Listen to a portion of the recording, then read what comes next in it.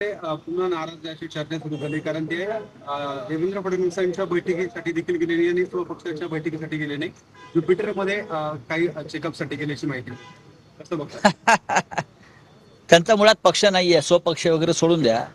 त्यांचा पक्ष हा भाजपचाच पक्ष आहे. भारतीय जनता पक्षाने निर्माण केलेला पक्ष आहे. जरी त्याला शिवसेना हे नाव दिलं असलं अमित शहांनी, तो अमित शहांचा पक्ष आहे. त्याच्यामुळे भविष्यामध्ये काय होईल मी सांगू शकत नाही. पण मी कालही सांगितलं आहे आणि परखडपणे सांगितलेलं आहे की एकनाथ शिंदे यांचा पक्ष भविष्यामध्ये एकसंघ राहताना मला कठीण दिसतोय. म्हणजे अमित शहांचा जो दुसरा पक्ष आहे, जो एकनाथ शिंदे सध्या चालवत आहेत, तो एकसंघ राहील असं वाटत नाही. कारण त्या पक्षामध्ये 20 पेक्षा जास्त आमदार हे देवेंद्र फडणवीस यांचेच आहेत, म्हणजे भाजपचेच आहेत, थेट भाजपचे आहेत.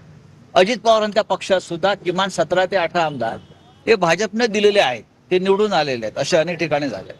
मला या दोन्ही गटांचं काही खरं वाटत नाही.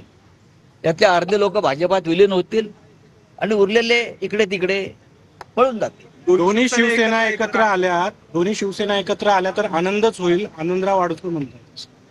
त्यांच्या नावात आनंद आहे. त्याने हा विचार जर मुळात शिवसेना दोन नाही, हे अडसुळांना माहिती आहे.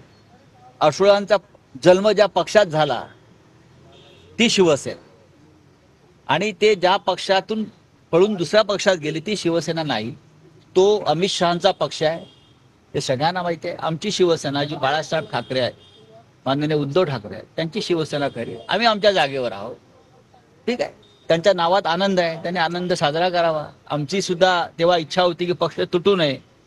जे जुने जाणते लोक आहेत पक्षाचे अडसुळांसारखे, त्यांनी तरी निदान पक्षाबरोबर मजबूतीनं राहायला हवं.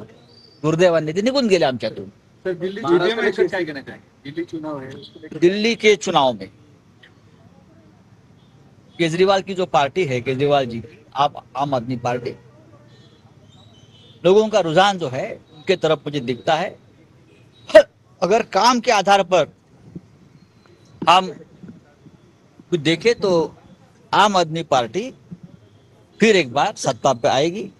अब 5 तारीख को मोदी जी का कुंभ स्नान है, ऐसा मैं सुना है.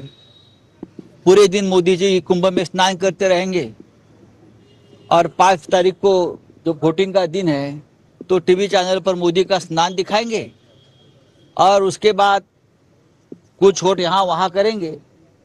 ऐसे लोग हैं, वो दिल्ली की विधानसभा में अलग तरीके से अपना चुनाव लड़ना चाहते हैं. लेकिन काम किया है केजरीवाल जी ने.